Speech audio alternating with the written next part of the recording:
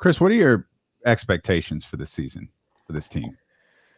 Man, I feel like I'm more optimistic than a lot of people. Like I mentioned, Yeah, probably not, Kenny. I think, I mean, the NFC to me doesn't have a clear-cut juggernaut favorite, right? Like we say you can look at the Packers and yeah, they've won 13 games and however many seasons in a row, and they have Aaron Rodgers, but it's a team that the 49ers have beat twice in the playoffs in the last 3 years.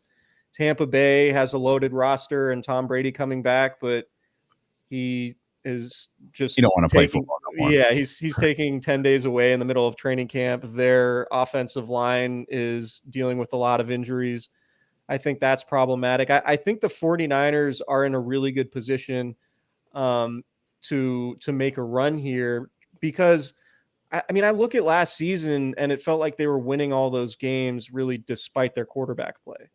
And if they get Trey Lance to just make a few more plays deep downfield, a few less costly, interceptions, if the offense can be really creative and Kyle Shanahan can find ways to get guys the balls in their hands in space, like, if Brandon Ayuk takes a leap, I think Brandon Ayuk is poised to have a big season. And honestly, it wouldn't surprise me if he had more receiving yards than even Deebo Samuel this year. Like if Brandon Ayuk was the team's leading receiver, that wouldn't shock me at all. Not to say that I think Deebo Samuel's not going to have a good season, but like there are only so many yards to go around, right? So I think really like this is a team that's going to get carried by its defense. Like the 49ers might have the best defense in the league, and Nick Bosa might be, a defensive player of the year candidate this year. And Fred Warner, if he bounces back from his rough first half of the season that he had last year, and Charvarius Ward is an upgrade that they think he's going to be, like this defense could be close to what it was in 2019. It obviously you don't have DeForest Buckner,